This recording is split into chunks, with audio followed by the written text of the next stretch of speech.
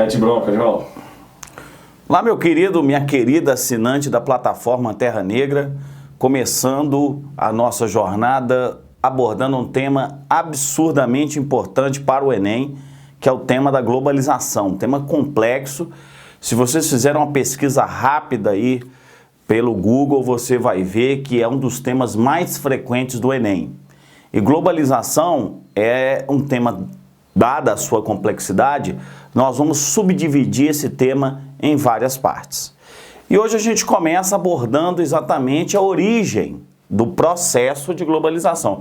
Porque na realidade a gente deve entender a globalização como um processo de natureza econômica, que tem desdobramentos políticos, culturais, sociais. Mas a raiz desse processo é econômica. E ela está ligada à expansão do sistema capitalista. Acompanha comigo o conceito de globalização. Olha só, coloquei aqui que o conceito está ligado à expansão do sistema capitalista em escala global. Ou seja, o sistema capitalista ele se afirma como sistema hegemônico. Desde as suas origens, o capitalismo se sobrepõe ao feudalismo e na sua evolução se sobrepõe ao socialismo. Então é a vitória da chamada economia de mercado. E isso efetivamente vai construir um mercado global, ou seja, uma circulação mundial de mercadorias, serviços, capitais e informações. Então, o processo de globalização está dentro daquilo que se define como expansão do sistema capitalista. Então não podemos em nenhum momento, vale essa regra, hein? Em nenhum momento dissociar esse processo de globalização da história do capitalismo. Então, como eu falei, história do capitalismo, claro, refletindo sobre as origens desse sistema capitalista, nós temos que buscar exatamente a primeira fase capitalista, que é a fase do capitalismo comercial. É lá que esse processo de expansão, de globalização, vai iniciar. É lá que nós temos a origem do processo de globalização, que se confunde também com a origem do sistema capitalista. Não é? Então, se nós pensarmos a primeira fase, chamada de capitalismo comercial, ela está baseada na questão mercantilista. Ou seja, no mercantilismo, nós vamos falar que há um processo de acumulação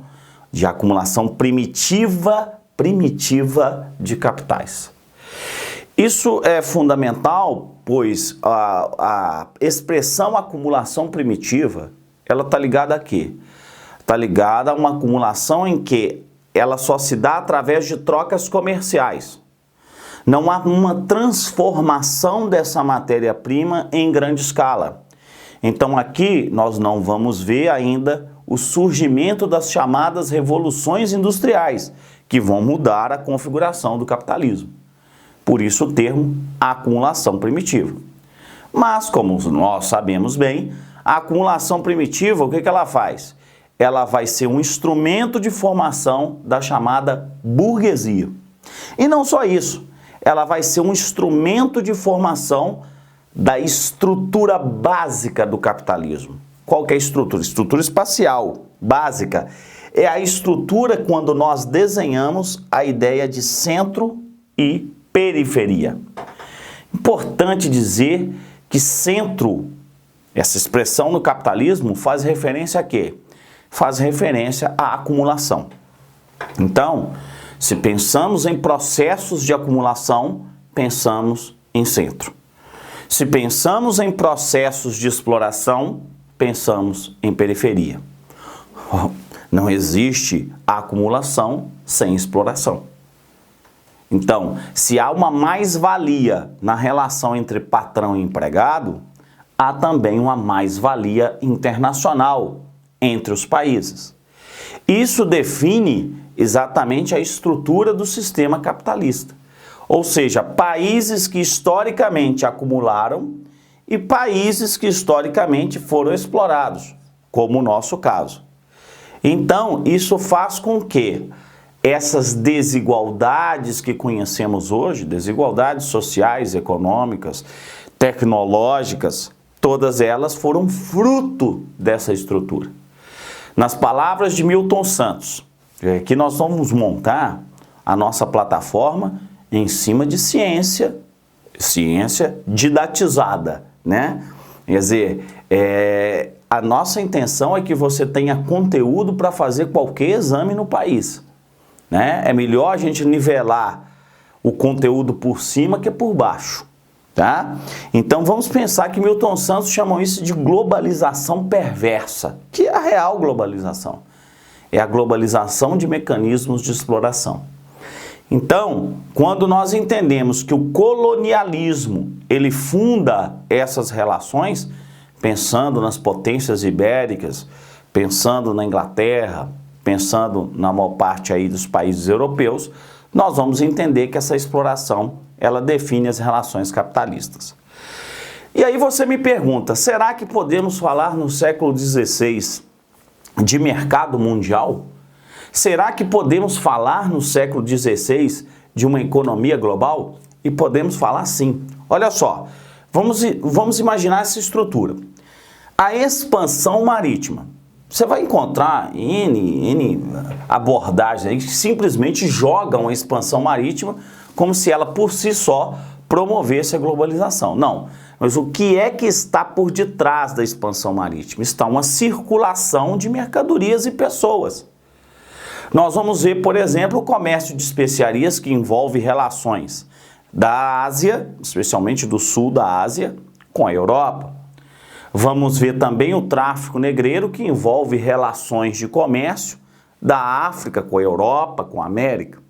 Vamos ver o comércio do açúcar, que envolve especialmente relações comerciais da América com a Europa. E vamos ver ainda a exploração de metais preciosos. Ora, nós temos aqui uma base de circulação que envolve a América, Europa, África, Ásia, ou seja, eu tenho um esqueleto de um mercado mundial. Isso se define como globalização. Nós temos uma circulação mundial de mercadorias. Temos uma circulação mundial de pessoas. Vamos imaginar uma hipótese aqui. No século XVI, vamos imaginar ali, no final do século XVI, que uma praga de gafanhotos devastasse canaviais no Brasil. Será que esse fato não repercutiria na Europa? Será que uma praga de gafanhotos no Brasil não traria crise econômica na Europa? E a gente vai descobrir que sim. Porque um dos principais sintomas da globalização é a interdependência de mercados. Então, nesse momento, já havia interdependência, já havia integração dos mercados. Por isso, a origem da globalização está exatamente nessa primeira fase, a fase do mercantilismo. No nosso próximo vídeo, vamos continuar abordando a globalização, agora dentro de um enfoque que é o capitalismo industrial.